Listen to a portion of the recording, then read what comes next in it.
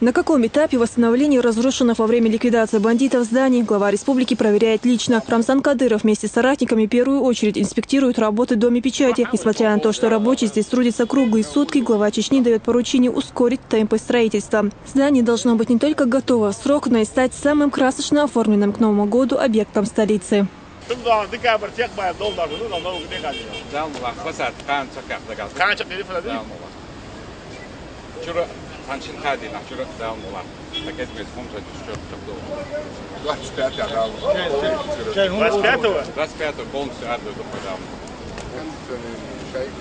Коммуникация полных изолированных. Слабый ток, коммуникация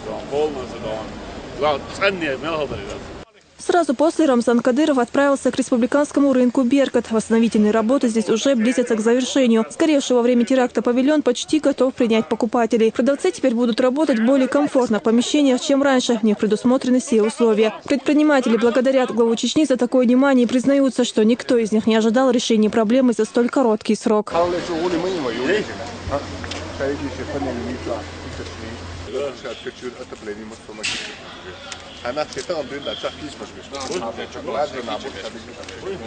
Двадцатая школа, которая пострадала во время ликвидации террористов, также будет скоро восстановлена. На время ремонта школьников распределили по другим общеобразовательным учреждениям столицы. Работы здесь практически завершены, а с Нового года все классы будут укомплектованы.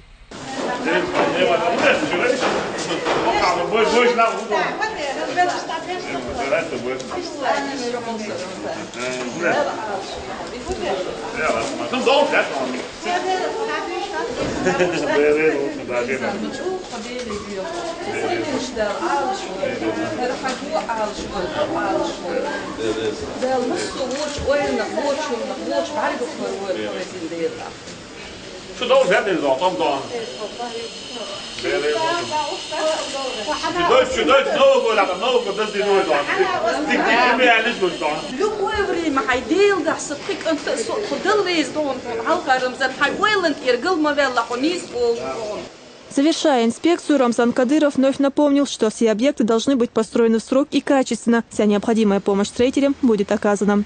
Фатима Магомшарипова и Ибрагим Налаев при поддержке пресс-службы главы республики. Новости.